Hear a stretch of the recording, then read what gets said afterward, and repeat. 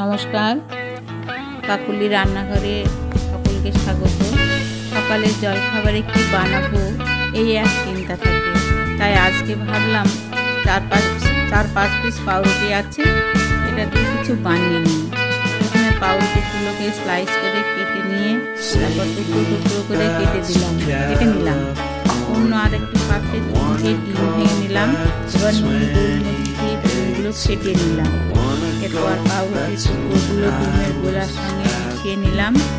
আর একটি ননস্টিক তাওয়া গরম করে তাতে 1 চামচ বাটার দিয়ে ভালো করে তাওয়ায় লাগিয়ে নিলাম। এবারে ডিম মাখা পাউরুটিগুলো তাওয়াতে ছড়িয়ে দিলাম।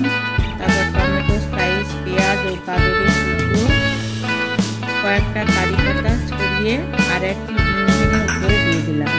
তারপর ঢাকনা দিয়ে ঢেকে দিলাম মিডিয়াম আঁচে 5 মিনিট মতো। তারপরে উল্টিয়ে দিলাম।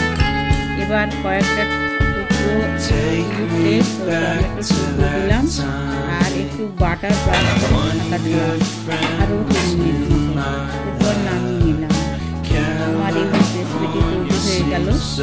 যদি আপনাদের এই রেসিপি ভালো লেগে থাকে তাহলে কমেন্ট করে জানাবেন। লাইক, শেয়ার, কমেন্ট ও সাবস্ক্রাইব করার জন্য অনুরোধ রইল। ধন্যবাদ।